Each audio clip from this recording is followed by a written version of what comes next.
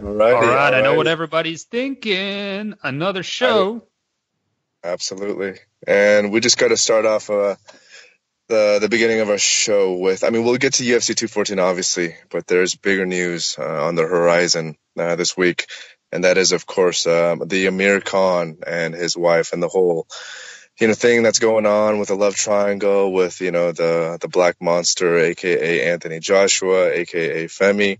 And you guys might be wondering why we're going to discuss Amir Khan, but we're going to do so because he does actually have an MMA stronghold in this country, in Pakistan. So it is relevant and pertinent for us to speak about him. And, I just got to give condolences to, obviously, Amir. They're going through a lot of shit right now. Trust me, Amir, I know what it feels like to lose the love of your life to a BBC monster like Femi. We've all been there before. We've all had the Twitter spats back and forth, and texting you up at 4 a.m. and then texting you, Netflix and chill, like, what's the deal? And then getting a divorce, and then hitting up Femi, and then Femi has a cheeky remark of posting a Cisco lyric. We've all been there before, man, and it's Shaggy. tough, dude. Oh, Shaggy, my bad, but. I just want to pay condolences to the Khan family, man. He's definitely done a lot for the sport of MMA. Potentially fighting Conor McGregor down the road, and who knows, man. The guy's been through a lot, but we're here to support you, Amir. Khan Army all day, man. I agree, man. I agree. And like you said, he has been thinking about making that move to MMA, which I'm personally quite curious about because he's got them fast hands, He could definitely start putting hands on people. But, yeah, man. Let's keep Khan in our thoughts. But we have a fucking crazy ass card to discuss. UFC 214, man. What an event. What a stacked card, and quite a few dramatic moments in the weekend that we need to talk about. And it's good to be back, man. We got another show in a time span of 1 week, so this is very exciting. What's going on, Joe? We got our resident Jiu-Jitsu on the line as well. Gadoosh. Gadoosh. Yeah, boys. Well, you sound very excited. Thank you for that. I am. I can't wait. No. Well, my boy got defended. Didn't get beat, he just got defended. Well, his jiu-jitsu definitely got nullified, but let's talk about that. I suggest that we go top to bottom. Sorry, the bottom to the top. Let's start with the undercard fights. Do you want to? We usually don't do that though, in all of our other programs, like our syndicate programs. You know what I mean? Our beta programs. Exactly. It makes sense, like, if we're going to, summarize or recapitulate the entire year, but I think for just a one event off type of situation, we should go top to bottom, no? You want to start off with the main event? Yeah, I think so. All right, man. Kick it off. What were your thoughts on John Jones versus Daniel Cormier? He's the GOAT. He's the fucking GOAT. He didn't look too rusty. I thought DC looked really awesome, and I was a little bit incredulous last week when you guys were suggesting that he would just up the tempo and up the pace, and I didn't think that was possible for a 39-year-old Daniel Cormier, but he did it. He looked really good.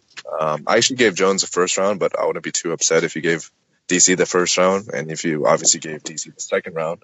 The third round, John started really coming on, and I think his body work definitely paid dividends in the first round. And I know I hate it when people say, if it wasn't for the stoppage, he would have won the fight, but I do think Jones was taking control of that fight prior to the head kick. I do think DC was tiring, and it was pretty visible, and I think John would have, won a decision, whether it was 3-2 or 4-1. I don't know. I think two of the judges had a 1-1 apiece, and another judge had a 2-0 for Jones. So I don't know who the fuck that person was, but it was a great fight. I thought Jones looked really, really good. This was the first time that I actually gave credit and credence to DC as like a really like world level type of opponent for Jones. And it's the first time that I thought, yeah, this is probably Jones' best opponent to date, including Gustafsson and TRT Vitor. I thought DC looked really, really great. But Jones just timed that leg kick perfectly, and he's so cerebral in there, man. And just his offensive weapons and the different kind of things that he can select from just based on his length and his reach and his ability to throw each of his limbs kind of in really creative ways. Definitely showed on Saturday, and I'm back on the train. He's a GOAT for a reason. I heard Uncle Dana say that this pay-per-view was trending to 1 million buys. So this is really great for obviously the sport and for the ownership brass to have another star in their realm and their pot to choose from. And yeah, man, I don't know what Jones does from here. He doesn't have too many pickings from that 205 division, but he was amazing. And that the most savage part of that fight for me was when he just tripped DC after that head kick. It's like a lion. He's already bitten off like a fucking piece of some ligament from a gazelle, and then just decides to play with the gazelle afterwards. That's what it reminded me of. He was just playing with his food, and then that flying knee, and then the ground and pound to cap it off. Man, he's just a savage human being, and I fucking love it. Wow. A lot of things there. You want to go first on this, Joe? Respond? Yeah, I reckon we should. I reckon you got to split it up into like Cormier and Jones and look at the two of them in isolation, because that's how you're going to have to view the two of those fighters now and their legacies, because they are separate from one another. Jones has just moved on to a different strata of greatness, and Cormier, albeit great, he's not the as we say in England, the Beasto gravy. You know, he's Tesco own brand. He's not that premium cut. But he's a fantastic fighter in any sense of the word. I thought he looked absolutely fantastic in terms of the adjustments he'd made it from the start. That he thought about the fight for years. He really sort of tried to eradicate all the flaws that sort of plagued him in the last fight, and he just looked really composed and even quite relaxed in there. I mean, this was the guy that had been sort of tormenting him for the last 2.5 years of his life, but he didn't show it. He looked like he had a game plan. He was sticking to it. And I think at first I gave it 2 rounds to Cormier. I actually had Cormier 2 up, but then I rewatched the fight and I did.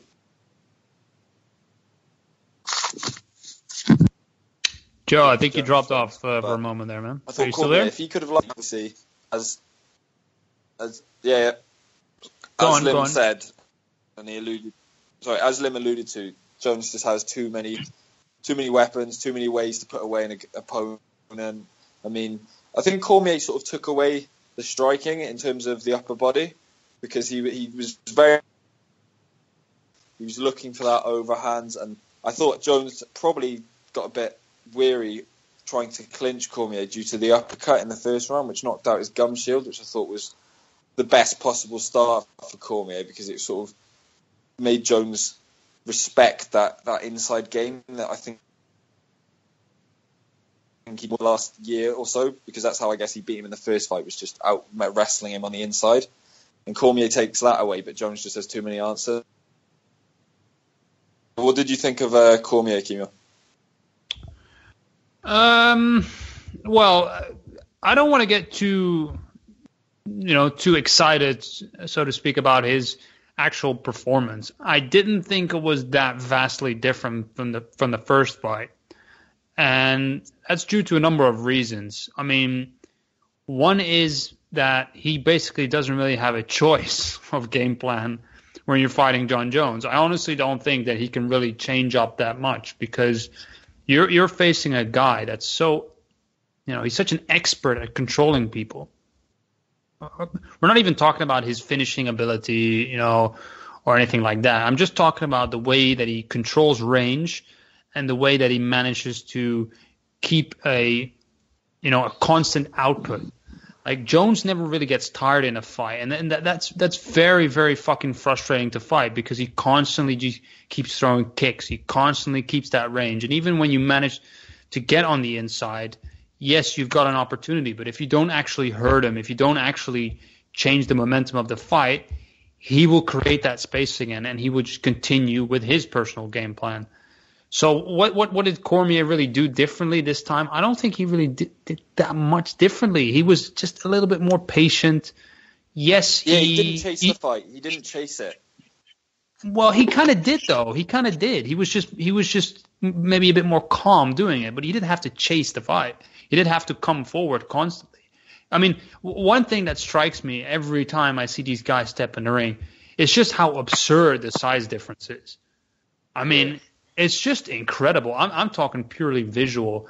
Jones is a monster at light heavyweight. It is absolutely ridiculous. And I look at Cormier, and then I think, like, how does this guy, I know it's a very simple thing to say, but I'm like, how does this guy struggle to make weight? And Jones is like always in perfect shape and kind of makes the weight easily. He's an absolute freak of nature. And he just towers over Cormier, towers over him, and he looks big. Yes, he's got, a bit skinny legs, but the rest of his body, he just looks massive, man. He looks like it's a different weight class, honestly. If Cormier would take off that fat, he wouldn't be in the same weight class. So he is just in a situation where he's got such a physical disadvantage. The only thing he can do is just come forward and try to hurt this guy. Did he really hurt him at some points? I don't think he really hurt him. He made him maybe uncomfortable a couple of times, like you said, with the gum shield and that. Cormier's always had fantastic uppercuts, but he does that in every fight. He hit Gustafsson with like fucking 50 of those motherfuckers.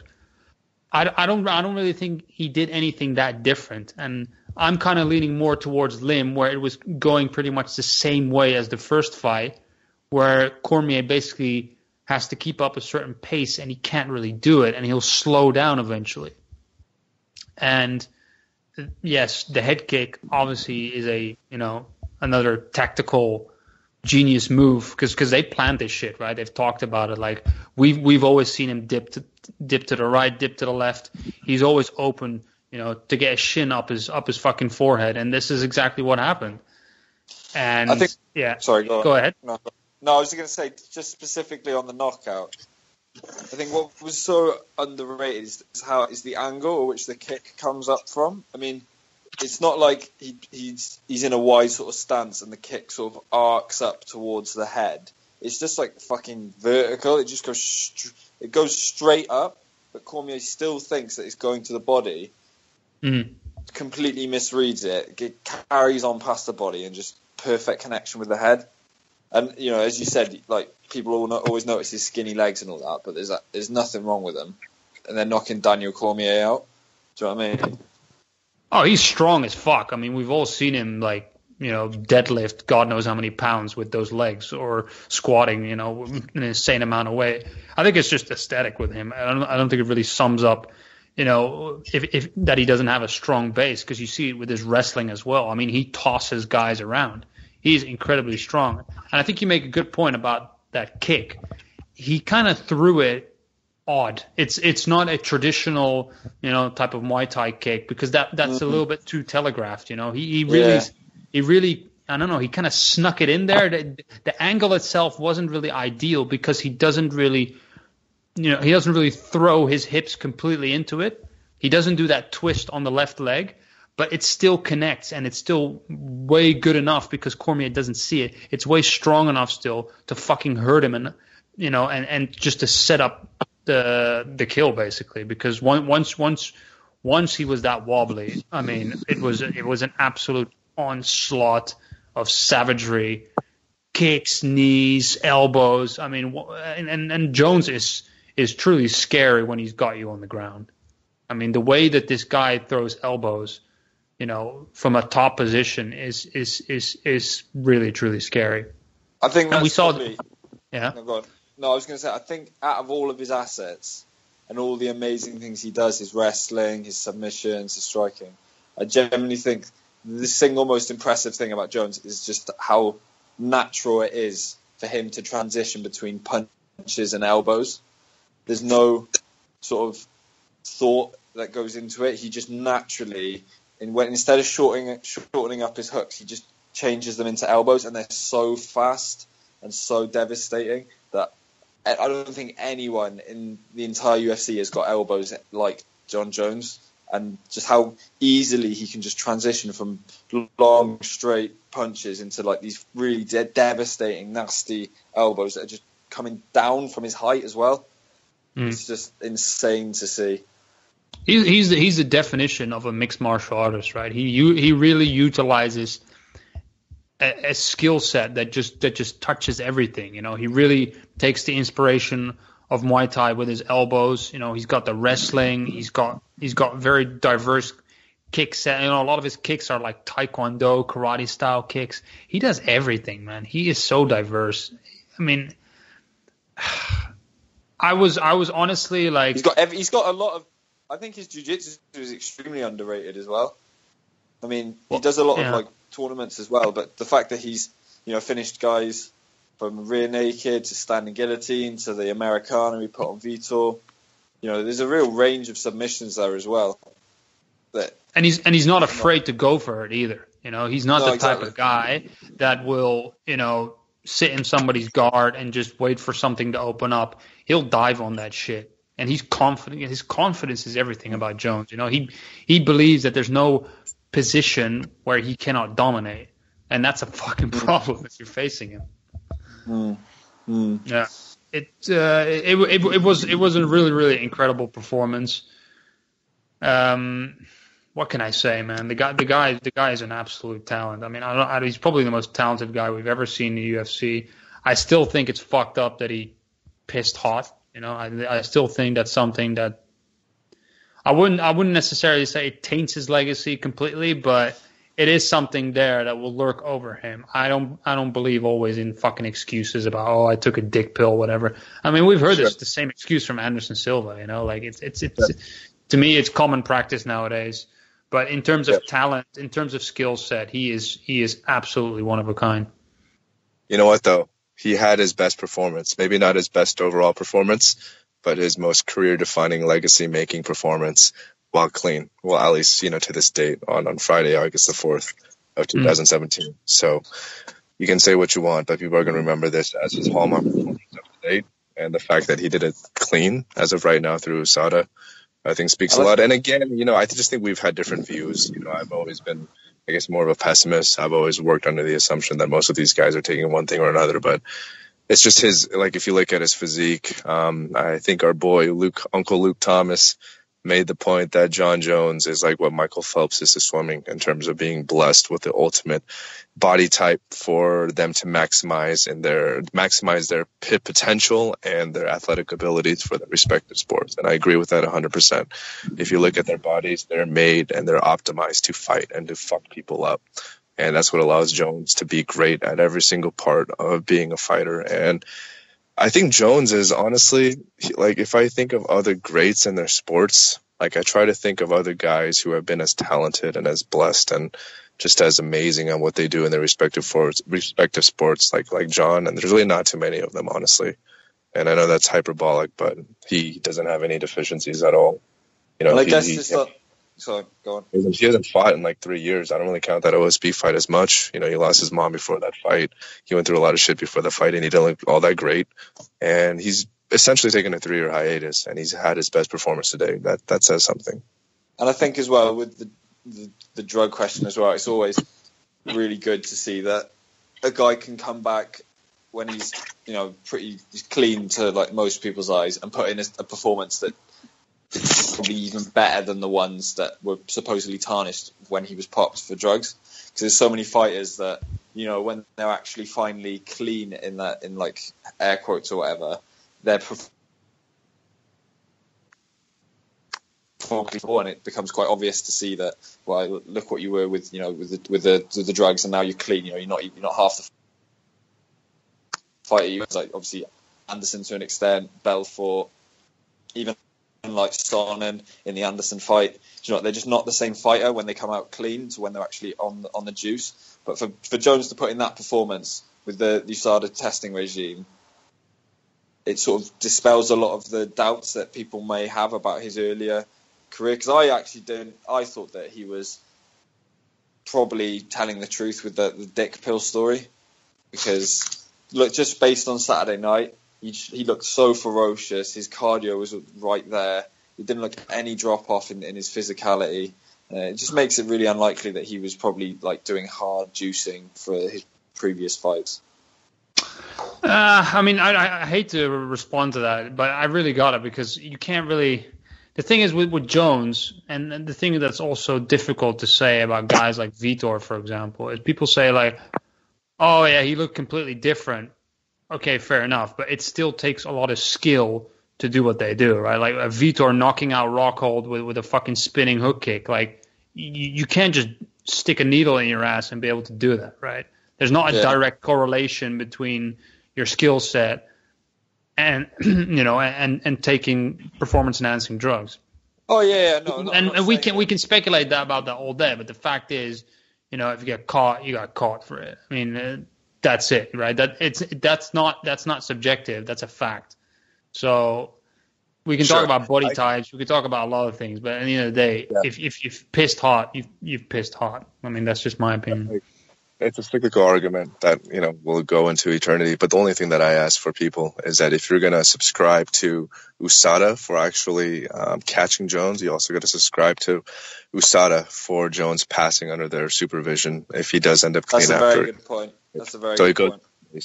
But anyways, I think that's pretty much it for what I have to say about Jones. But regarding DC, I've grown so much respect for DC. I don't think I ever really liked DC as much prior to this fight, and I think it was just me being kind of like an ignorant UFC fan and being a fanboy and whatnot. But it is funny. I think this is the thing about UFC compared to boxing, is that losses don't define fighters. It doesn't have that as big of a negative stigma on fighters as it does in boxing, and that's what I love about it. And I was really just heartbroken for DC, seeing him cry like a 4-year-old little girl. And I don't mean that in an offensive way. I mean that just to show how devastated he was. This is, and obviously I can't know what DC was thinking, but my internal kind of perspective, what I was thinking was, I think DC had a moment where he realized he worked his ass off for this moment. He trained so fucking hard, and he compares himself to this guy who he perceives as someone to be lazy, as someone who doesn't, optimize their potential. And yet, despite all of that, and despite all of his fuck ups, and despite how hard you train as an individual, your best is not good enough to beat this other guy. And that must be the most frustrating thing in the world, especially for a competitor on DC's level, for him to come up short despite all of that shit. And it's almost like in a dark place where you could think like, maybe I never was a champion. These doubts might be coming into his mind at that given time. Like maybe I was never, what I thought I was, because I'm 0-2 against this guy that was pretty much known and recognized as the guy at 205. And for me to come up short both times, and for me to be stopped for the first time in my career against him, it's like, where do you go from there? It's a really heartbreaking thing. And I think he needs to take at least a year off and just reconsider, maybe fighting ever again. And if so, maybe move up to heavyweight, because there's really nothing left for him at 205. He's already done so much work at that weight division, and a third fight against Jones doesn't make any sense at all. But I just think DC is one of those guys who's so competitive that, even though he has a beautiful family, this is something that's going to, stick with him for the rest of his life. I agree, Lim. I think this is a crushing loss, right? Considering who it is, considering that all the frustration and all the build up, like he went through so many camps, and in the end, before this, you only had one fight with him. There was all the cancellations and the drama, and people talking shit about him, saying that he's not a real champion. This was the defining moment where he could show, what he really is. And he didn't just lose. He got stopped. He got fucking mauled badly. And I think he didn't really know what happened. So I think when people finally told him, like, dude, you just got knocked out, and he saw the fucking footage, it's like his whole world just came crashing down upon him in that moment. And then they stuck a mic in his face. Yeah, highly uncomfortable. Do you think he retires now? I don't think he will, man. I don't think he's going to retire on a loss with John Jones. I honestly don't. I cannot see that happening. I think he's going to be really, really fucking heartbroken for a long time. But why doesn't he just pick his fucking face out the dirt, fucking head up to heavyweight, grab the belt before Jones does, and then Jones has to fight him again if he wants the belt? But that's not a given, you know what I mean? That means he has to go and fight Stipe. Right. Yeah. And I don't well against Stipe, honestly. Yeah, but I think people are gassing too much about Stipe. Like, I don't really rate him that much. He's just a slightly more skilled than all the other bummy heavyweights that are in that division. What? That's it. Let's hold off on that for a little bit, just because I don't want to go down that rabbit hole. We'll discuss that later, but I just think before I let you go, Kimo, just regarding what DC does, we got to also consider the fact that obviously Kane is back in the picture. So it's rumored to be Kane versus Stipe, and if Kane wins the belt, he's not going to fight Kane. So I think there's too many hurdles for him to overcome for us to even potentially describe that fight. But I mean, so aside from DC potentially moving up to heavyweight, do you guys have any other expectations to what Jones does next? Well, I think he's going to... Go on. I was going to say, just before we go on to that, do you want to just quickly touch on the whole interview with Cormier after by Rogan? What your thoughts are? Yeah, sure. No, go for it. No, so personally, I think that, it's not like, he's gone and, like, kidnapped one of his kids or something. He's literally just stuck a microphone in his face after a fight. People are acting like Rogan's done this awful thing. Do you know what I mean? It's really like the people just want to be entertained and they want to just get somebody's reaction after a fight. It doesn't define who they are just from one interview.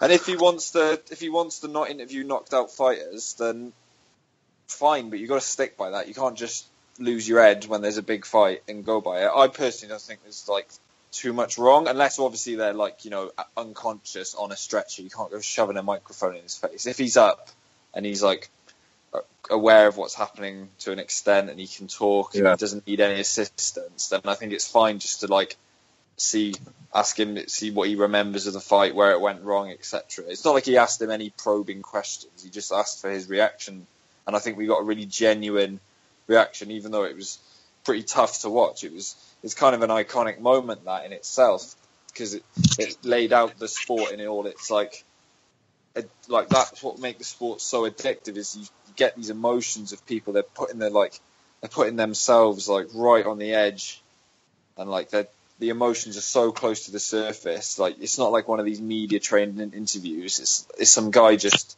losing the fight of his life, and he's pouring his heart out, and that's what the US, that's what sport's about, is trying to connect with people on that human level, I think. I don't think there were any bad intentions. Obviously, I do think there's a little bit of inconsistency with Rogan, because he told himself, I'm never going to fucking interview anybody anymore that's been knocked out. But on the other hand, I think he's probably, I wouldn't say close, but he knows Cormier quite well, from commentary and just being around him. And given, the whole intensity of the fight, I think he just wanted him to give him his moment. But I do think, you got to have a little bit of judgment on that as well. I mean, when you're standing in front of Cormier and he has that really, really sad, devastated face, and he doesn't, and he's not really answering your first question, then fucking leave it at that. Just speak on behalf for him and say, Cormier, we just want to thank you on behalf of all the fans for putting all this effort. I'm sure we'll be back. Say something like that, like you always do, and then cut it. But he asked another question after that, and then it got really fucking awkward, And then I'm like, no. What he should have done is probably say, like, Dan, it's been an honor calling your fights, or like, it was a great effort. Is there anything you want to say to the fans or anything like that? Just give Cormier. If Cormier doesn't want to say anything, don't make him say anything. But if he wants to talk, then who are you to like say no? You're too concussed, mate. You're not allowed to talk. So just give him an opportunity to say what's on his mind, and then you don't have to go probing into him. But obviously, if they completely spark out, then there's obviously don't bother interviewing them. But he was kind of, though, right? I mean, he was all over the place. I don't know if Rogan saw that or not, but if you saw the YouTube video where they're filming from the top and you can see him basically, he didn't realize where the fuck he was. He was just stomping around, wanting to leave, and then he was all over. But if he'd just sat down on the stool and let his brain just get back to its senses, I think he'd have been a lot more cognitive. It was because he just got up straight away and just started, and he was running around the cage looking for answers. His mind was all over the shop. That's on his corner. His corner has to protect him from that kind of shit. Where the fuck was his corner? It was just random guys that were trying to look after him, and Dana was trying to It reminded me of a guy outside a club that's trying to get back in, and none of his mates are there, and just the bouncers are trying to tell him that you can't go back in. Where's his mates? his corner. Yeah, it was. No, it's on the corner in my opinion. But the only thing that makes Joe a little bit more susceptible is the fact that he's the moron who asked for that change, and then he's the one who does it. Obviously, he's the only person who could really go against his own word in that situation. That's what makes it comical. But at least it wasn't as bad as the Overeem situation, because Overeem was obviously concussed, and then he said he did something that was obviously not true based on replay, which made it that 10 times as awkward as this situation. But I just feel, again, that DC face is going to be a meme for 10, 15 years down the road, and that's the most unfortunate part of it all. But I really don't have too much of a problem with him actually trying to get some kind of benefit from him.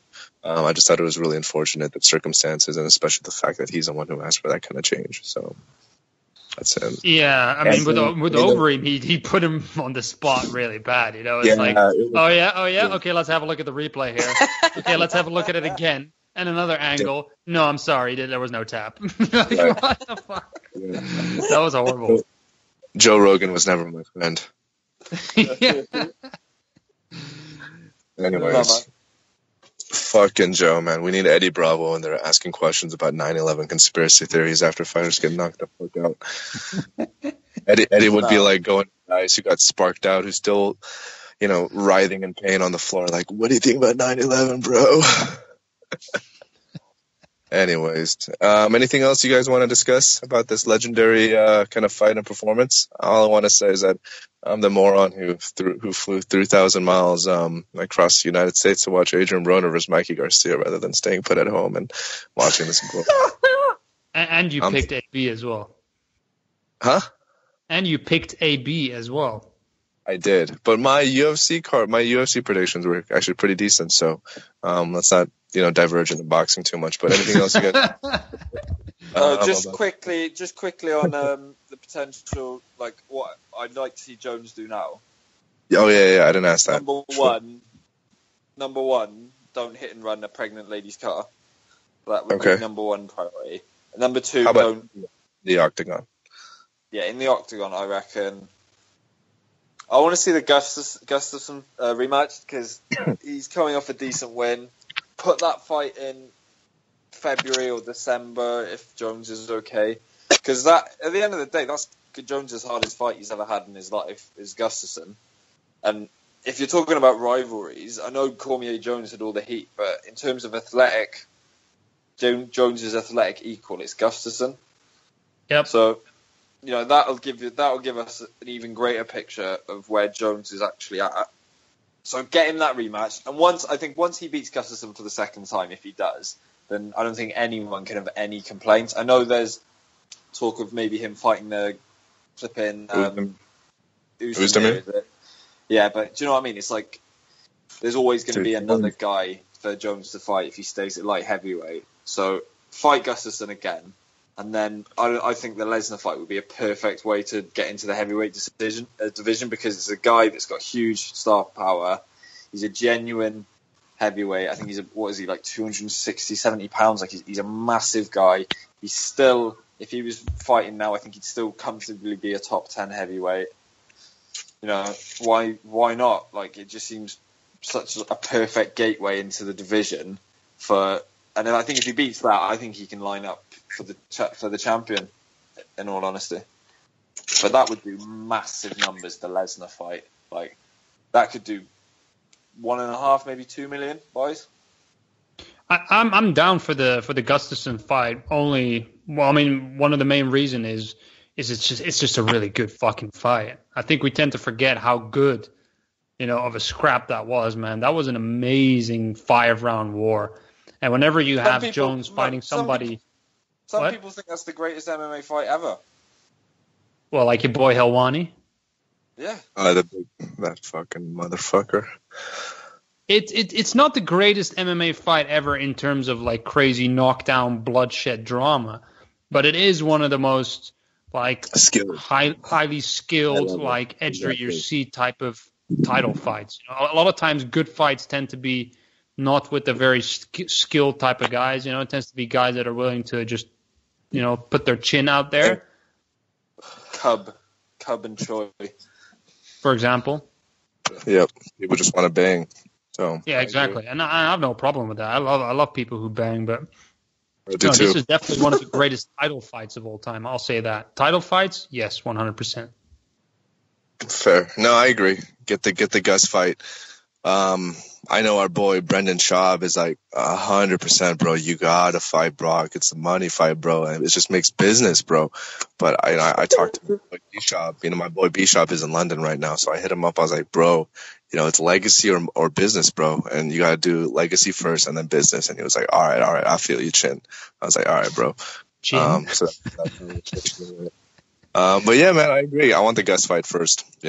I hate it when guys leave a division with not every rock unturned or every stone unturned. I don't know what the fuck that phrase is. I've never used it before until today. But that's pretty much how I feel about it. Let him move up, get that easy W against Brock. But I'm actually of the opinion that Jones versus Stipe is like a really tough fight. Like I don't know why you have such a down kind of impression on him, Joe. But I think Stipe is a problem for anybody, including Jones. So it'll be tough, man. Any response to that, Joe? I just think Stipe is like a good fighter that beat a pretty shot, juiced up Dutch guy and had a decent counter punch out in Brazil. Like I don't see what this guy has done to make people think he's some sort of elite martial artist. Like I think he's obviously a good fighter and he's the best of a bad bunch at heavyweight right now because the heavyweight scene has been pretty shite for the last couple of years. I don't think he's got any like wrestling like I haven't seen any of his wrestling. I haven't seen any jiu-jitsu from him. He's obviously a good striker, but I wouldn't even say he's like that talented. He's just basically a 1-2 guy with an overhand. And has anything I said there unreasonable? I think you're pushing it a little bit, but what you've said about his actual skill set, I don't think you're that far off. I do think he's a very basic guy from what we've seen. But we've never had seen any of his other components. Yeah, because he knocks people the fuck out lately. Exactly. That's what I'm saying. Like we've never, I've been told, I've heard that he's a good wrestler, but we've never seen it had to be put into use unless it's takedown defenses. So, and I'm always skeptical when fighters move to heavyweight. Heavyweight is such a different animal just because of the weight range alone. I mean, the fact that you have 60 pounds of range that you can cover is massive to me. And I always have a difficult time thinking one guy can just easily move up and just dominate a weight class. It's not like Conor going from 145 to 155 and being like a double champ. If Jones is able to secure a heavyweight belt, that is so much more impressive to me than simultaneously owning 145 and 55. It's not even close. I just think any guy knocked out by Stefan Struve, you got to take with a pinch of salt. No, I agree. I think Jones would be the favorite in that fight. But the only thing that gives me a little bit of skepticism is I actually think Stipe's stand-up is very comparable to Daniel's. And I think Stipe might even have a better gas tank than Daniel. So he can kind of do what Daniel did, but with having another 30 to 40 pounds on him. Like, can you really see Jones being as successful and keeping him up? Well, this is the thing. See, if Jones fights Stipe, I think the obvious game plan is for Jones just to wrestle, get in close, and I don't think Jones just has far superior wrestling and in fighting and ground and pound and jiu-jitsu than Stipe. So, but it's the weight that concerns me. It's the weight. Yeah, but I don't think that'll be a factor for Jones. He's freakishly strong. Of course, man. You're talking about like how much are they going to differ on fight night? Like Stipe can bulk up even a little bit and get away with it, whereas Jones normally, he's a light heavyweight right now. He needs to put on a lot of pounds, which is going to affect his agility. It's going to affect his stamina. It's going to affect how sharp he is. Like it's not easy to just that's put what on Jones that was weight. in the OSP fight. That's his physique, from that weight, and he was still able to make 205. You know what I mean? He was weightlifting for like 4 months for that OSP fight, and he still made 215 fairly comfortably. So 205. He's not a big guy, but anyways, we're talking, for about a fight that's probably not another year or two down the road. So I don't mind getting off this subject. But you guys want to move on to Masvidal, or not Masvidal, but Maia versus T Wood? Yeah, 1 second, Lim. I just want to conclude about Cormier. Like just what Joe said before. I do think with this, he's in a very shitty position because I don't think he's going to retire. I don't think he'll move up. I don't think that's really an option right now. And what is there left? Make the weight. He's not going to be able to make the weight again. He looked like he put everything into that last cut. Yeah, but this is the one thing about Cormier that I have serious question marks about. I've said many times, I think he is. I think he's got a Hall of Fame resume, to be honest. I think if you look at overall the quality of what he's achieved, with his opposition, with his finishes, with just his overall resume, the quality of it, there's not a lot of people in the UFC in general that can match that, right? I mean, he only lost to the GOAT. I mean, that's a fucking amazing resume, man. Look at what he's done at heavyweight. He's actually done what Jones hasn't done yet, right? He has fought at heavyweight, and look at him. He's a pudgy little guy. He's incredibly skilled. He's incredibly gifted as an athlete as well. So I do think he is a fantastic fighter, but he's just stuck in a really, really difficult position because you've got a guy that's an absolute phenom that will rule the light heavyweight division for a long time if he chooses to. And, yeah, you got your buddy Kane, who's injured all the time, who maybe is going to fight Stipe. I don't know, man. I don't know if he can move up and do it. He's 39. I want him to retire, dude. I don't know, man. I disagree. I think the choice is simple. It's retire or redemption. And redemption is go to heavyweight, get the belt before Jones does. He has to fight you again. I know that's easier said than done, but those are the options, because he's not staying at light heavyweight, and even if he did and he won the belt back, it would always be tainted. He could never have any legitimacy as the light heavyweight champion now. He has to go to heavyweight. He's been there before. He's been successful. He's got some good wins over guys like Barnett. Go there, try and beat Stipe. Jones has to fight you again, and that gives you your redemption shot. Oof. I think the wild card only in that is Kane. If it's up to Cormier, he's probably going to do that, but he's not. There's no way. I mean, you know how these guys are at the camp that he trains at. There's no way that he's going to interfere with Cain Velasquez's plans. So, and he's been very badly concussed in this fight, man. Honestly, he's a good commentator. He does a good job, in the media. I'd really just want to see him retire. He's got an absolutely amazing resume. He is. Again, to me, currently, just looking at it right now, he is one of the top 5 pound-for-pound guys in the whole of UFC. Absolutely. Name me another guy. He's one of the greatest fighters. He's one of the greatest fighters ever. Yes, absolutely. And we need to give him that fucking credit, man. Anybody that doesn't is full of shit, man. That doesn't know, that only looks at the Jones fights, man. Look what else that he's done, man. Like, you can argue that he, for example, had a better time with Gustafsson. I mean, he took care of Rumble twice. I mean, the heavyweight era. I mean, he came into the fucking Strikeforce heavyweight tournament as a wild card, man. Nobody knew who the fuck he was except, there's this wrestler guy that's coming in. And then all of a sudden he starts knocking motherfuckers out. He tossed Josh Barnett on his head. You know what I mean? Like, who does that shit? He is insanely gifted as well, man. Like, people really, I hope he gets his credit due in history, man. I really hope. The wins over Rumble are like, they're so amazing, because Rumble's like the most explosive puncher we've ever seen, and he made him quit twice. Like, and he took flush shots. I mean, what a chin! Exactly, that's fucking greatness there. That's fucking illegal. All right, I've said my piece on this. Unless you guys have anything else to add, let's move on to the other title fight of this night. My God, what an exhilarating fight. I'm just going to go first because I honestly don't have much to say about it. I actually give T. Wood a lot of credit. Obviously, aesthetically, the fight wasn't pleasing to watch whatsoever, but the fact that he was able to take or stop, I think, 27 attempts from Maia is pretty amazing. And the thing about T. Wood is that he lived kind of in this dichotomy for me, in the sense that his fights are all boring ever since he got it from Robbie. However, if you just look at his performances on paper, you have to give him so much credit in the world. I mean, he's beaten, one of the decisions against Wonderboy was controversial. However, this one against Maia, I mean, I don't even know how to score this fight, honestly. I think T Wood, probably won, but it's like, do you favor the aggressor or do you favor the guy who is successfully able to stop what the other guy does best? But aside from that, T Wood is just such a freak of nature, and for him to be able to what he did on a torn labrum, which I guess I'll somewhat excuse for his lack of output, but just his ability to stop Maia's takedowns to me it's just so amazing because he's athletically so gifted, and Maia's just completely ragdolled and dominating so many other great guys at 170.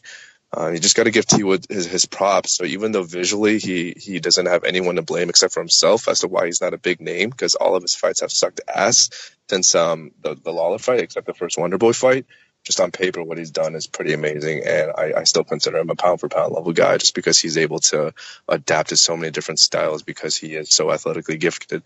I just wish he used his physical abilities a lot more in his fights because he has that ability.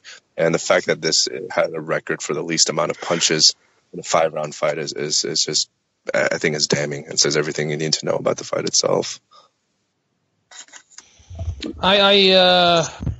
Yeah, there isn't really that much to talk about in terms of the actual action that was taking place in the ring. Like you said, Lim, fantastic takedown defense. I mean, there's no question. But we already kind of knew that.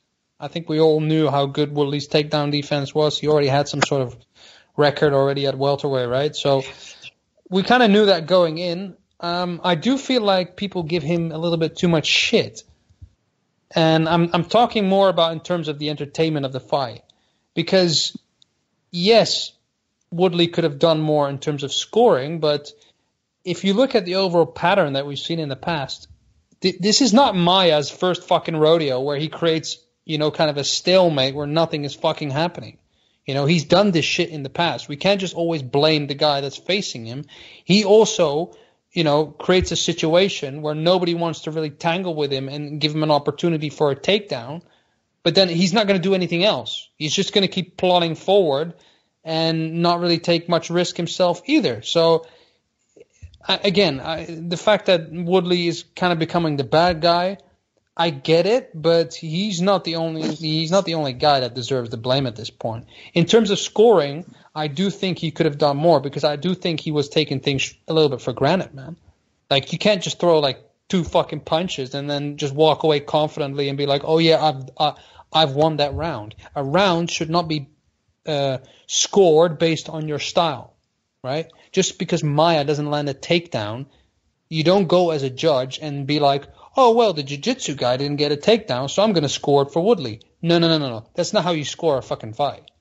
You score it based on what's actually happening, right? If one guy is doing at least like 6 takedown attempts, lands a couple of punches, and the other guy lands maybe 3, that is a close fucking round. It's not a given that Woodley is going to get, the nod. So I thought he was taking a lot of risks in that respect. There were a couple of rounds where he really wasn't doing jack shit, And then it's like, okay, are you just going to assume that you won that? I don't get it. He had a couple of opportunities for sure in that fight to do more. He controlled the center of the ring quite nicely. And Maia is not very adept at shooting a power double. He often uses trips and the clinch and just trying to get in there against the cage and then work his way to the ground. He's not a Chael Sonnen type of guy where he goes in for a power double. So he had opportunities to fucking throw that overhand right of his. Okay, it was injured, we know. But throw some other shit. You know what I mean? You've got an arsenal of punches. You trained under Duke Rufus. I don't know. I felt like he could have done more, man. I mean, at least use your jab or something. Like he really just wasn't throwing, and that's a problem, man. That really is a problem. You can be defensive. GSP was defensive, but he would still have output. He would still put his stamp on the round, And I don't feel like Woodley was doing that. And it's a trend. I mean, this is his second fight in a row. 2 fights that casual fans consider to be probably the 2 worst kind of big event performances of the year, and he's responsible for both of them. So,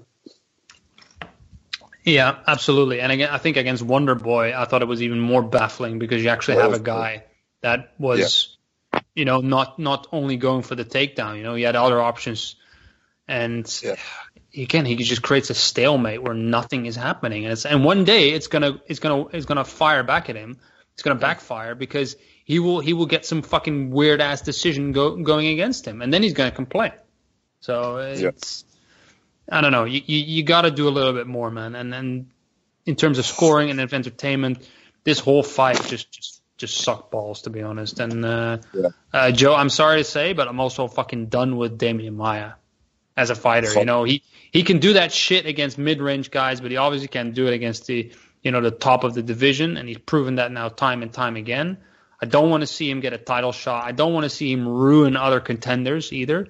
Like, I don't want to see him go up against up-and-coming guys, fucking take him down and strangle him, and then we're going to have him, go on another five-win streak. I don't want that shit anymore, man. I'm really fucking done with this guy. I think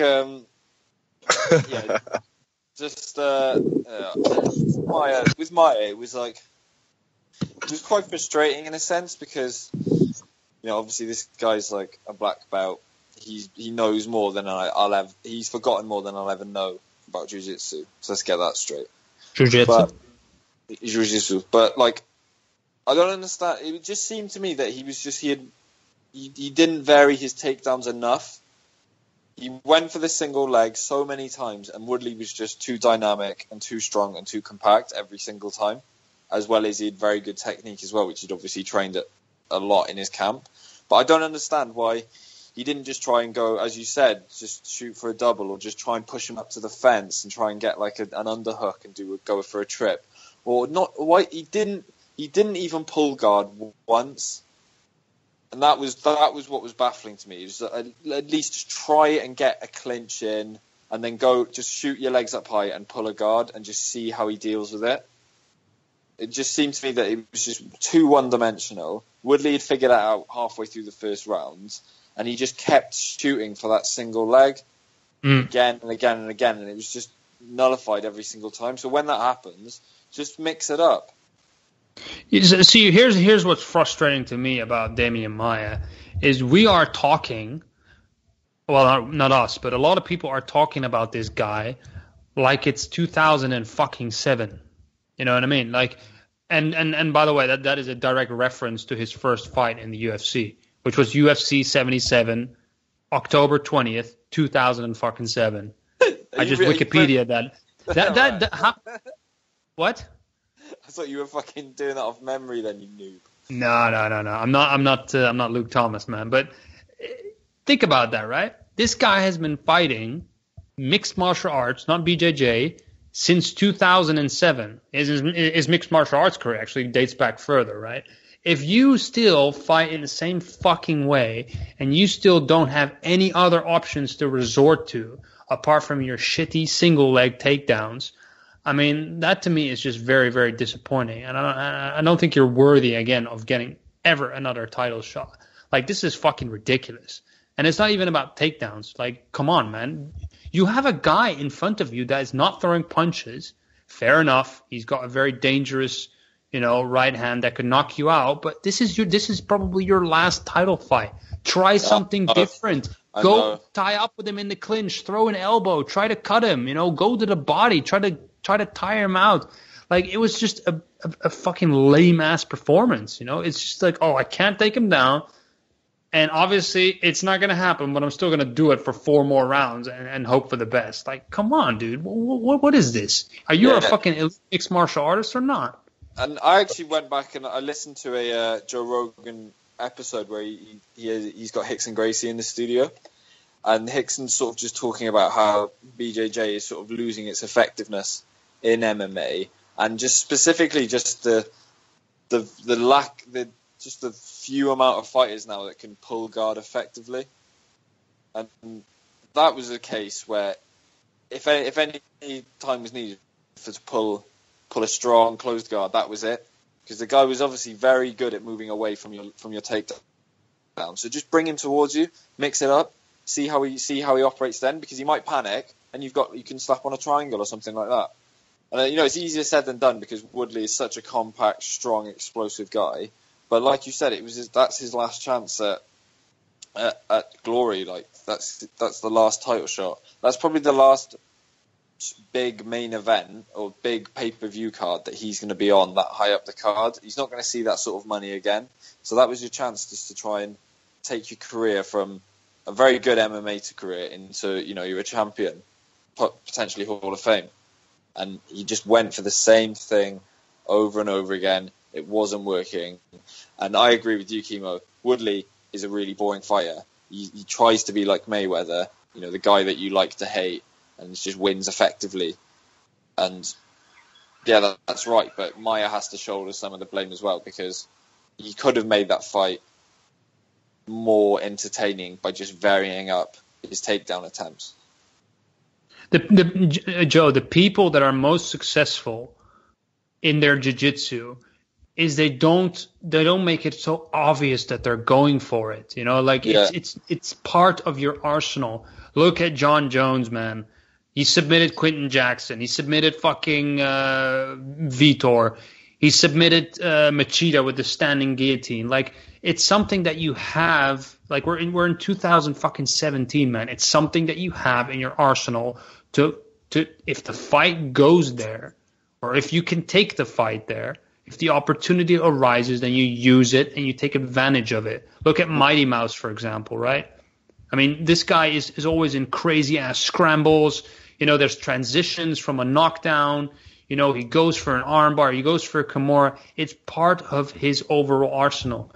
What fucking Maia is doing is not only outdated, but it's fucking predictable. Like, I don't know, man. Maybe it's because it worked on his last 4 or 5 opponents that he thought he could do this shit against, an ex Division I wrestler that's shorter than him and has got legs the size of tree trunks. But I don't know. I thought it was a very naive type of performance from him overall. So I do want to know, guys, what is your overall take, on Woodley, and what do you see next for him?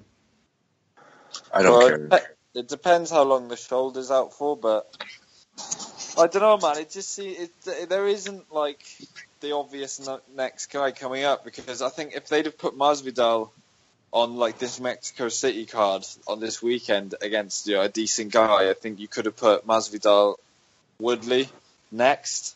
Maybe I don't think, and this is another thing, like the whole Dana, putting him under a bus. That was pretty stupid from Dana, because you're trashing your own product there, which is just like, what are you doing? But I don't think Dana will put him on another pay-per-view card. I think he might headline.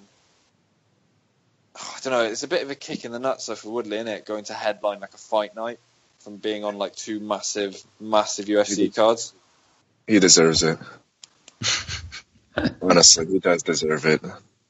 But like, Dana's got a point. He doesn't have to say it out loud, because everyone's thinking it. Like, who wants to pay to watch Tyron Woodley fight? And this brings us on to like the second point, I guess, about the fight, which is the whole like, is it his job to entertain and Dana's job to promote him? I think combat sports is very different from any other sport where you pay to watch like somebody, and you pay to watch a sport, and it's like, you're watching the sport, whereas this is you're watching the personalities in that sport. I agree, but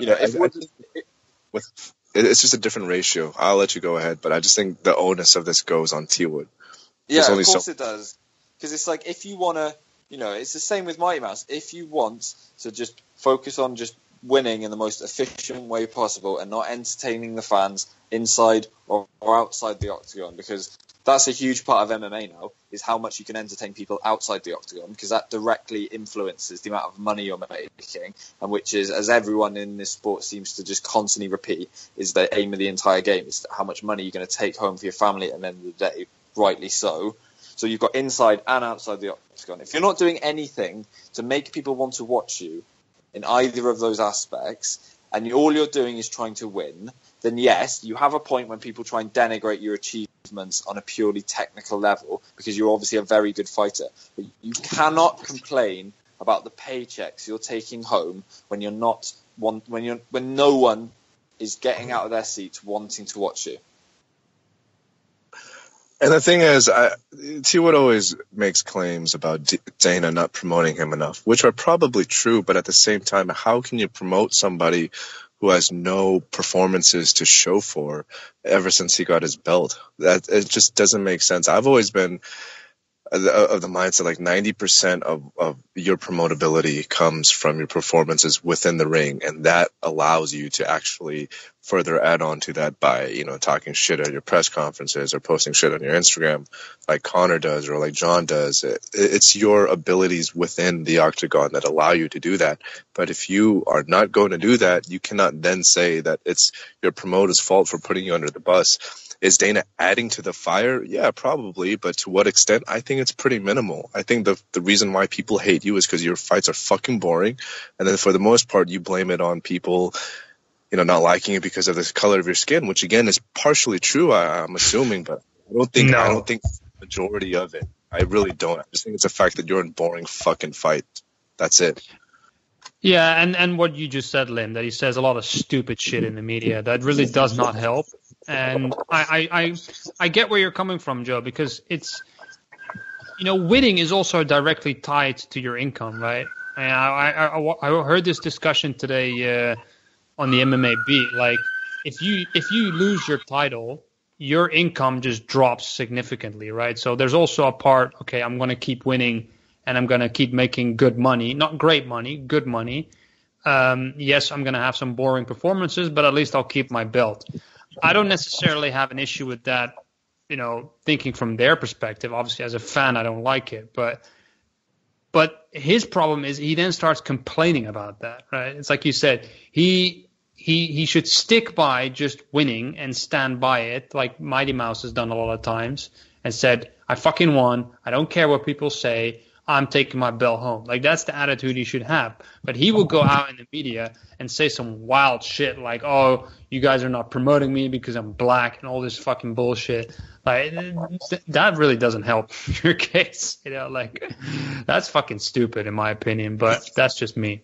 But like, if you take someone like Floyd, and apart from the Maidana fight, 90% of his fights inside the ring were boring. But outside the ring, he was compelling, and he made guys emotionally invested in his fights. Woodley does neither. His fights are boring, and he's like a robot outside of the octagon. So what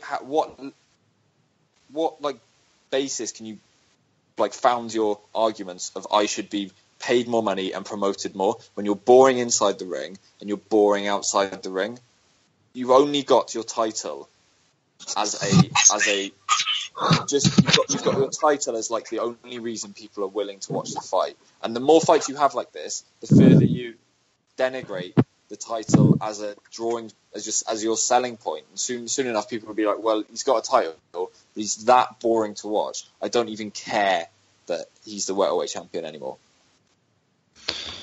Yeah, that's the problem. It seems that he kind of stimulates this I don't give a shit attitude with fans, and that's probably the worst thing that you have. You know, it's either love or it's hate, but you know, and both those things are always good. But not giving a shit, like that's a problem. When people just don't care to watch you, they don't even tune in to see you lose.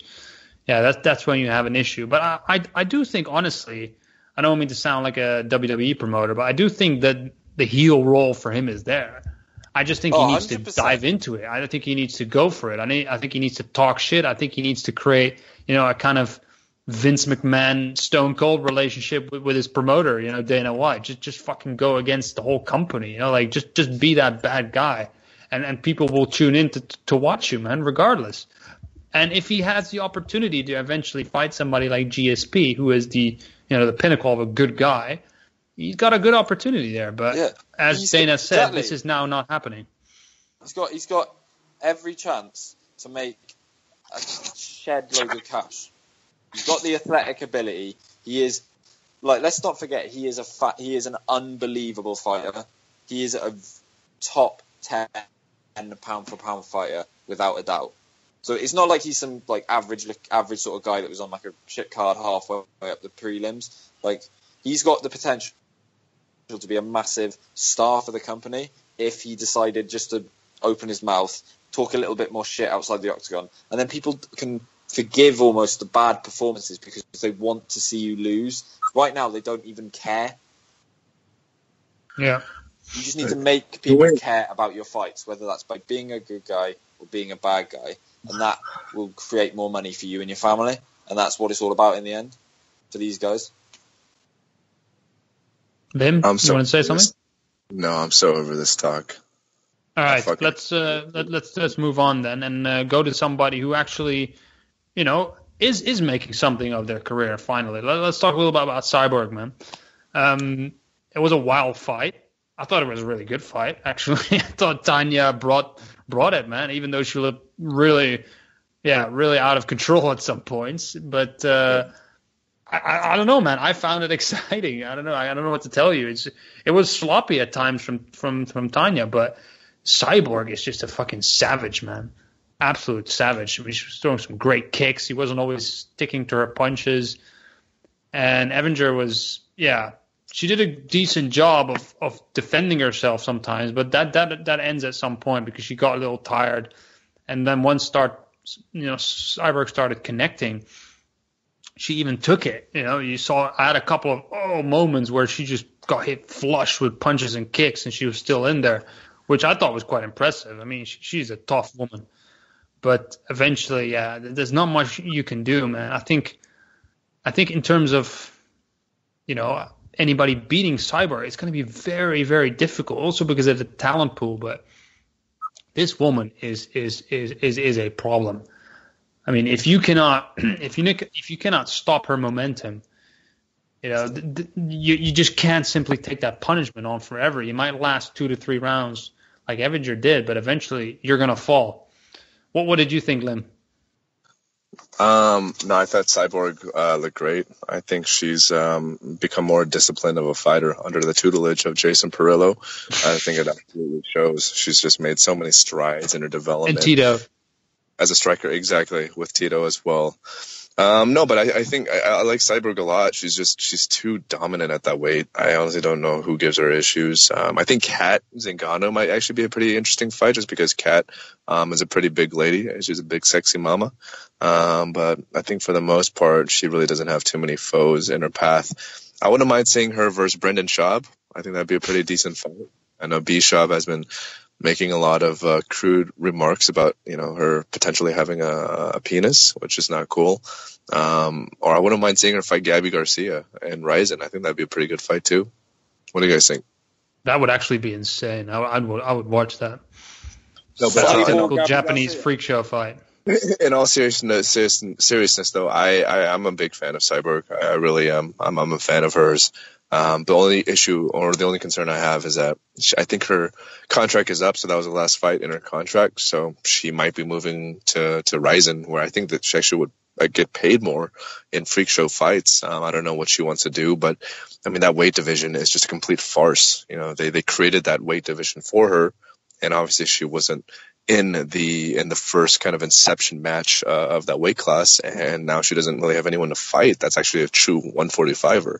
There was that girl Megan Anderson or whatever her name was from Invicta, but she pussied out. So, who does she fight? I mean, you want to see her fight Holly Holm? She fucking murders Holly Holm. So I'm not too sure about that. I think she wins, but I still think it's a very interesting matchup because of the style. I think Holly will take it in a few rounds because of her ability to move on the back foot. Yeah, No, I thought so too. I thought so too until I saw the Shevchenko fight. For Shevchenko just to be able to mitigate distance like the way she did, being a smaller fighter than Holly, and Cyborg to have another 20 pounds on top of that, no fucking way, man. Yeah, I think as much as they want to keep Cyborg because she is such an amazing fighter, it's just, you're just going to keep dragging up 125 pounders.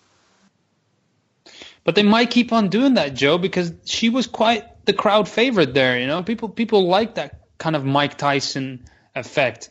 I'm not too sure if they're going to get rid of her. I mean, I know that the division is pretty much dead apart from her. But I think what Lim said about Ryzen was a good shout because obviously there's money in there to fight bigger girls like Gabby Garcia, probably even men.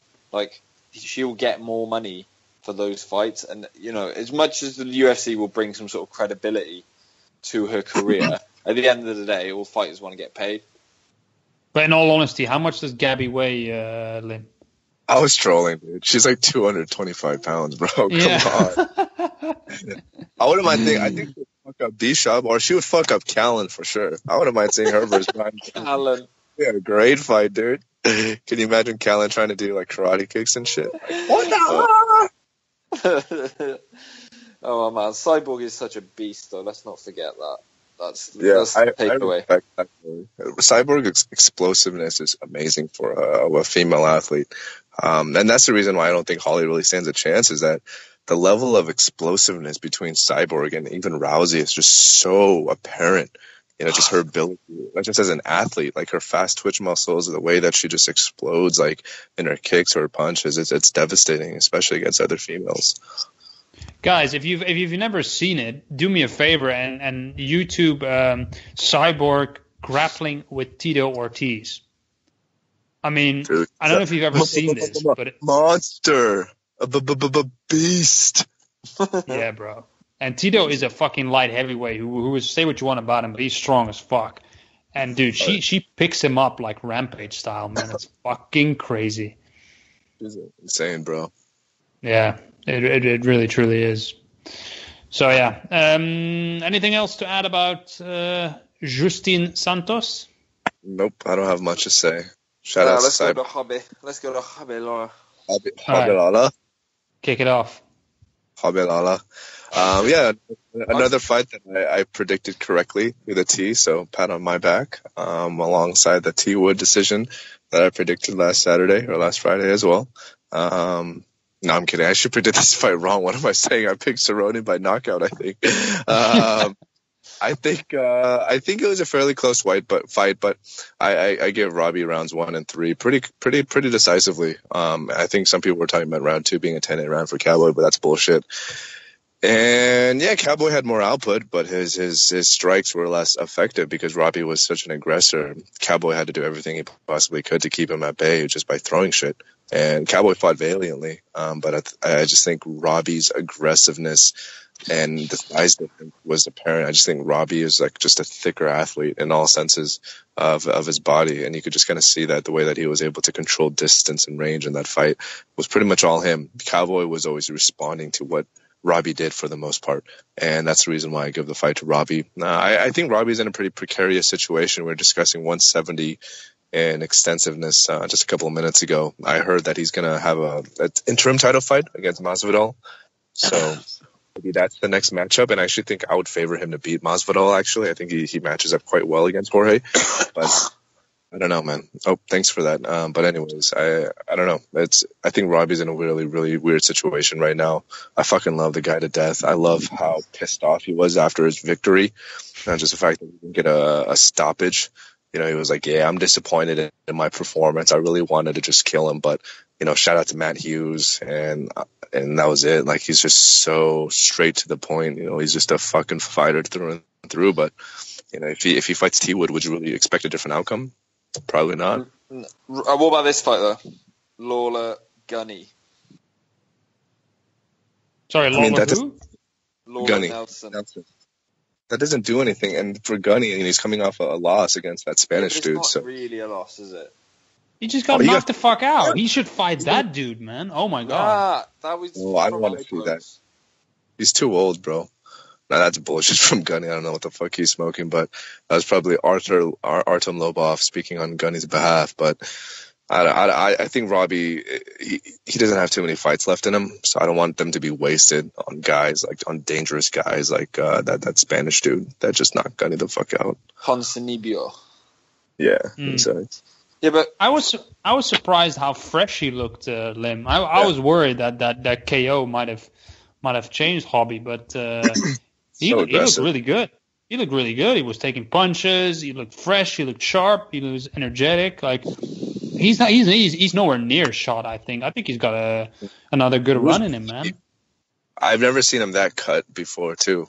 Robbie's always been a guy who just kind of looks like in decent shape, but he was fucking ripped in that fight. So you know, he hasn't been slacking, that's for sure. It's good that he took some time off. You know, he just refreshed a little bit, and now he's he's back and ready to go for the kill. I actually wouldn't mind seeing the Woodley fight again, just because of how quick the first one was. I'd love it. I'd love to see that. Man. The thing about that fight is that Robbie needs to just cut the distance off immediately in that fight. You know, obviously his biggest downfall in that fight was just giving Woodley way too much respect and fighting on the back foot, which Robbie never does. But even then, like Woodley's so goddamn explosive if you do come forward, you could just shoot for a takedown. And Yeah, but I would give. I think the Woodley's mindset has changed since he won the belt, because obviously against Lawler he had to go out and win it, and now he's just in that maintenance. And I think if Lawler can just, because I want to see Woodley like brought into later rounds and really tested in like a dog fight, and Lawler's the perfect fighter for that. I want to see if Woodley's got the heart. Yeah, I just don't think Robbie can take it there, just because I think, as much as I shit on T Wood, I think his performances and his lackluster performances have been a product of his opponents, and I don't think Robbie is complicated enough like Wonder Boy or Maya for him to have to fight in that style. So. He might not be, but on the other hand, Woodley is not the most unpredictable guy to fight. I think he really just caught him off guard in that fight, and I think there's ways to game plan around that and make an effort to win. I don't think it's a lost cause, Liam. I definitely think he's got a shot. He just Woodley, in terms of striking, he's really predictable, man. He often does the same shit. He does that little blitz forward, and then he throws an overhand right. Like you can learn how to defend that shit, man. They can work on that in camp. I think they underestimated him a little bit going in there, and you could see it as well. Like Woodley just caught him flush with his hands down. It was just a bad moment, and you can't make those type of mistakes when you're facing somebody with that kind of power. So I agree, Joe. I'd love to see the rematch, but obviously it's on hold right now because we don't know how Woodley's shoulder is. So let's hope it's in good shape. Yeah, he has a 6-month doctor's exemption, I think, or whatever they call that shit. But what'd you guys? Yeah, medical suspension, exactly. What'd you guys think of Cowboy? And what do you guys want from Cowboy moving forward? He's like, what's left now? Like another like lower, like mid to lower range guy climbing the ladder. Like I think he's still got like a big knockout in him. Like I think he could still really spark someone, but not anyone of any real championship quality. Sort of like your Artem Lobov sort of guy. Do you know what I mean? Wow, I think you're selling him a bit short there. I think Cowboy will stay probably at welterweight. I don't think he really is up for that weight cut anymore at lightweight. And to be honest, he always looked like shit anyway doing it. He looks good at welterweight. He might be a little bit on the smaller side, but I think he's comfortable, man. He's got good fights. I don't think he will go towards the top anymore. And I think after the few times that he's choked, at the big moments, maybe he's kind of accepted that in his own head, and he just wants to bang. So it's I think he'll stick around, put him in action fights, and we'll always be entertained by him. And I like Cowboy a lot. I do fear for him a little bit though that it's gonna end up in a rude awakening at some point where he simply can't take a shot anymore, and he's probably gonna end up with a series of knockouts before he retires. But yeah, until that time, we're definitely gonna enjoy his brawls, man. All right. Anything else to add on that fight, boys? Nah, bro. Yeah. All right. Shall we talk about the Swiss monster who opened up the card? Oh God, another L for Britain. Come on, man. Did you honestly put your chips on Jimmy Manuwa? I wanted the Hay fight. What? Oh God. Oh God. I hope you're trolling, Joe, but you probably are. I am trolling, yes. You do know this guy's been knocked out already quite a few times, right? Yeah. Yes, I do know that. He's bum, bro. Yeah. He's just a guy that's not very skilled, with a shaky chin and great knockout power himself. Yeah. Yeah. That's why when he called out DC, I was cringing. I was like, God damn, are you serious, bro? Like, go fuck off. Anyway, who's Uzdemir's in a really weird position because, with Jones and Cormier are likely to either move up or retire. Who knows what the fuck is going on? He's kind of like in the middle of a no man's land. So I actually think him versus Gustafsson would make a ton of sense as just like an interim fight, as John does what the fuck John wants to do. But, I don't really have much to say about this fight, man. I've never thought highly of Manuel, so I don't give a fuck. I agree that Gus is a great fight. I wish that Rumble would still be active, man. I'd love to see Rumble versus what was his nickname again? No Time. Yeah. He has no time. Yeah, that was pretty good. Now I think Rumble's only going to come back for like a big fight, so he's probably not likely to fight him. Rumble is in the medical marijuana business now, man. So I don't think he's coming back. Yeah, he's living a good life and he's eating. He looked quite fat actually when you saw him at the event when he did an interview.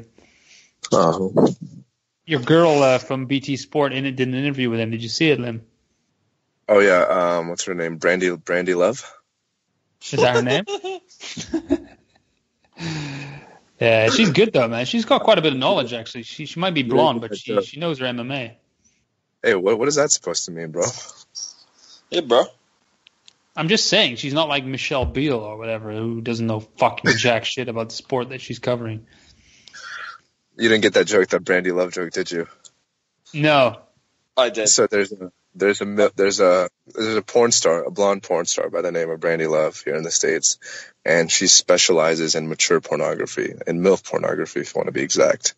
And Caroline Pierce, or her face, is like an exact replica of Brandy Love, except maybe like a little bit younger. So if you go on the YouTube comments for any of the interviews that she does, they're like, "Oh, holy shit! I didn't know Brandy Love covered MMA."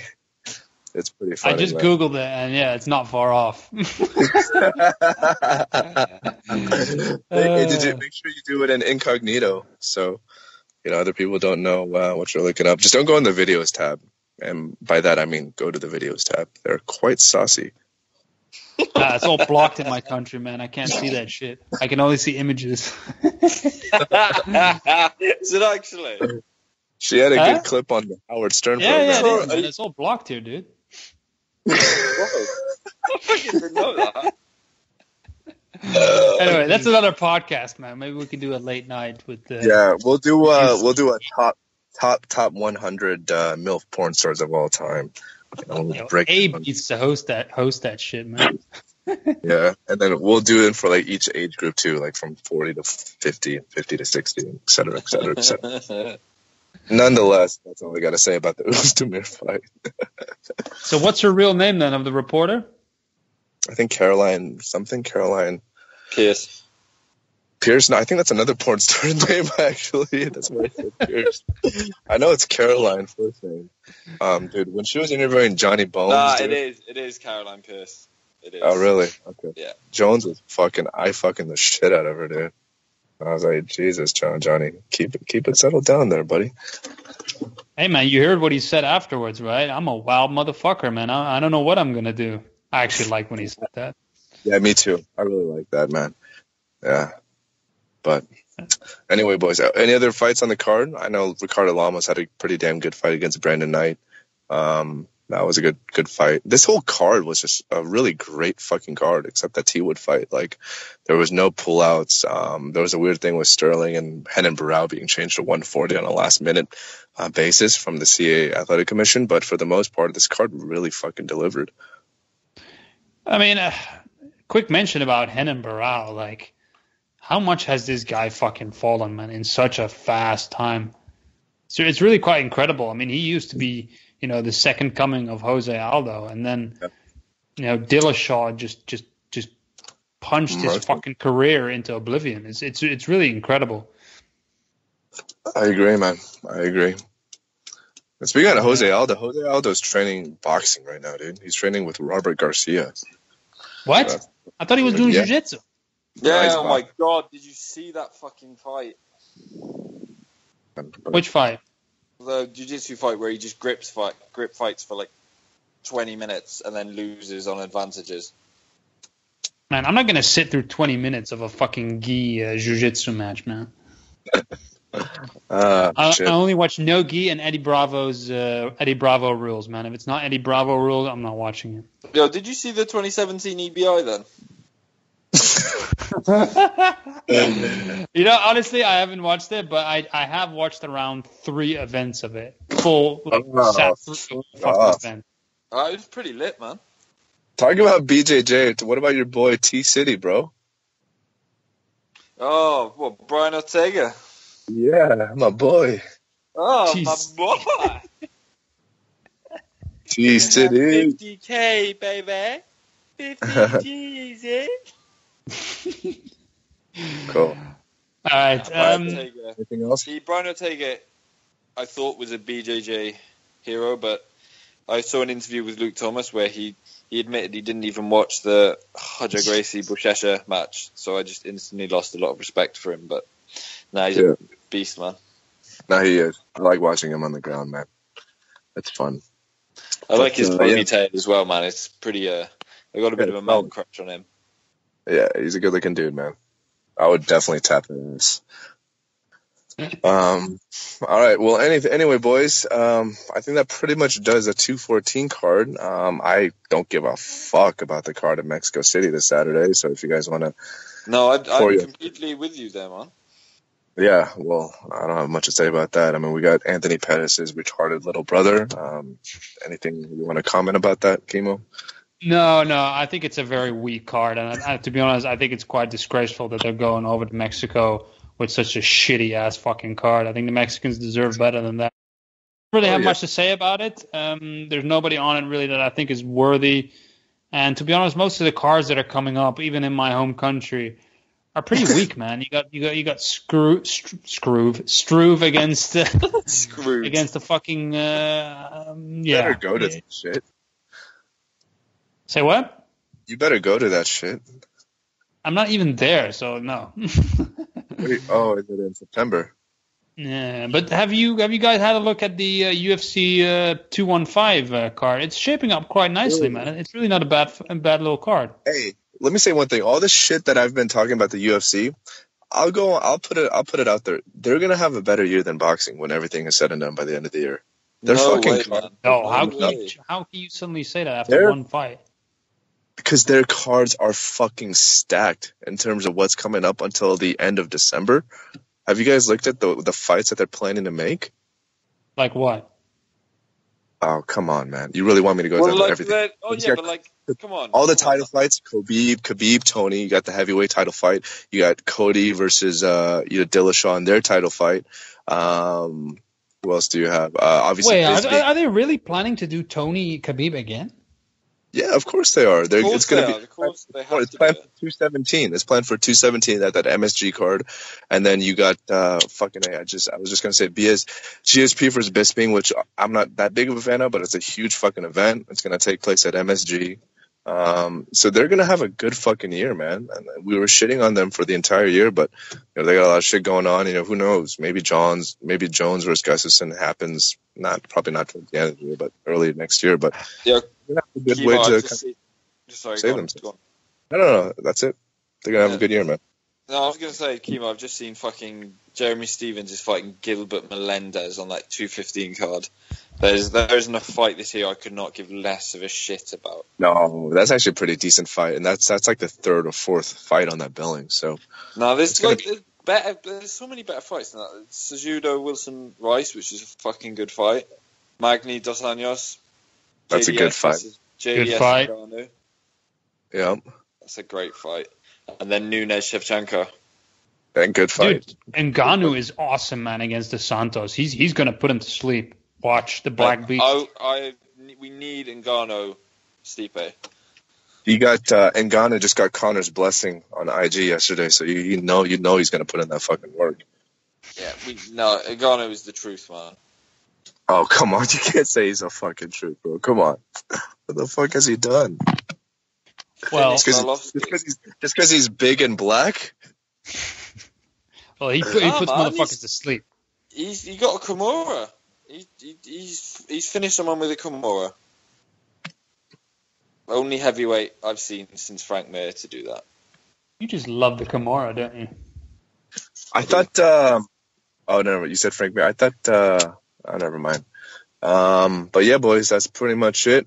If you guys don't have much else to say, I just want to get straight to obviously probably the biggest topic of the week, which is of course the whole debacle between Conor McGregor and Paulie Malignaggi on Instagram. Like, what the Yeah. fuck? Lim. Sorry. Quickly before we jump to that, there is one little hidden gem of a fight on the Luke Rockhold versus David Branch card.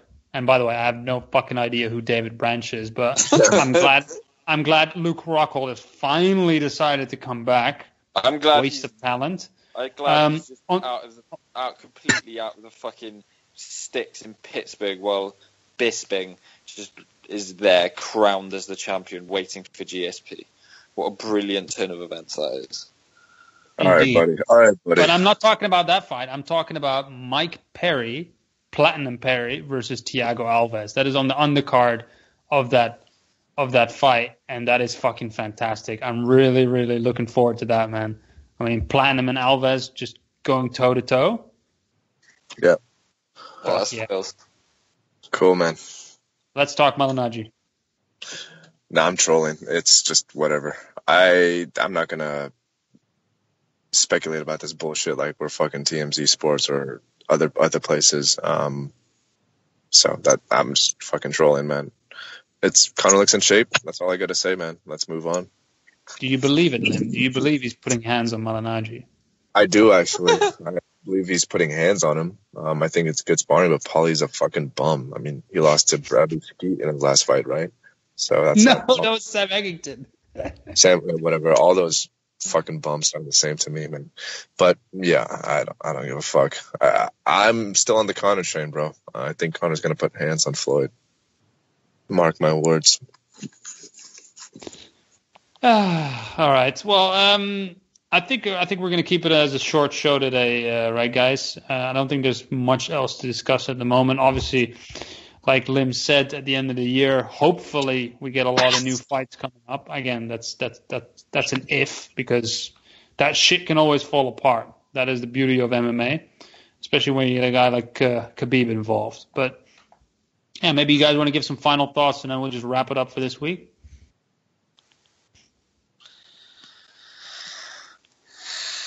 Not all at the same time? No. It's good to have Jones back. And I think, I don't know. Again, just going back to what I just said, I think what makes the UFC, I think in a more advantageous place than boxing is that its product is still mostly, for the most part, still predicated on its organization and the control that the promoter has on its athletes. So that's why I think, despite the fact that they've had such a poor year, I think they're going to bounce back very, very strong. And it's just good to have the GOAT back, man. I thought Jones actually handled himself pretty well in the post-fight. He could have further just, shitted and lambasted on DC, but he chose not to. I don't think Jones will ever be like a role model human being like DC is, but I do think you're going to see a much more honest version of himself where we're not going to have to constantly guess and speculate on like what kind of person he is. And I think that's good enough. Cool. Joe, anything to add? No, looking forward to the rest of the year now. MSG card looks like it could be good, especially if they add Garbrandt Dillashaw on the undercard. No, that's going to be a different card. They're probably going to do a headliner for those two. So, anyway, there's a decent sked coming up.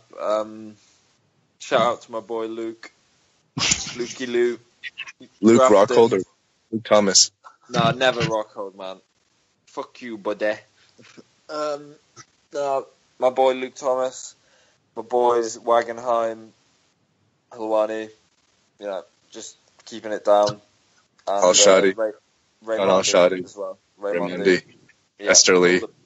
Yeah, and I don't think we touched really upon the Mixed Martial Arts Journalist Association, which is a big thing this week. Power to them. Unionize, guys. Stick it to the man. Next time Helwani gets banned, you can all boycott the presser, which would be fun. I've put in our application, by the way, just so you guys know. Yeah, well, hopefully we get press passes to join the association. Yeah, well, we should have our press passes ready for MSG. So yeah. We could do a Indeed. post-fight live from Hey guys, you know what we should do? We should just temporarily change the Boxing Coalition Twitter to Mystic Men, so then they'll believe that we have like 2,000 followers, and then we just get our go to all the fucking events, bro. It's not a bad idea, actually. Let's check with Cam if he agrees to that. He's probably going to tell us to go fuck ourselves, but yeah, it's always worth a try. Nice, all right, nice. my thoughts on the overall card was, when you take away all the bullshit that's happened with John Jones, it is pretty incredible to watch a guy of his talent at work. He really is unique. I mean, he is so incredibly skilled, and his fights are never boring because just from a pure skill perspective, if you look at what's happening in the ring, there's always something new. There's always something different. It really is. He really is a fascinating guy to watch. Probably we haven't seen somebody like that, who's that creative since Anderson Silva. I hope he keeps his shit together.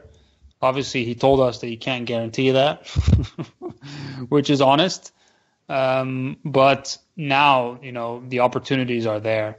And if you look at really the trend with WME and really the type of fights that they're making lately, if you ask me, the Lesnar fight is going to happen.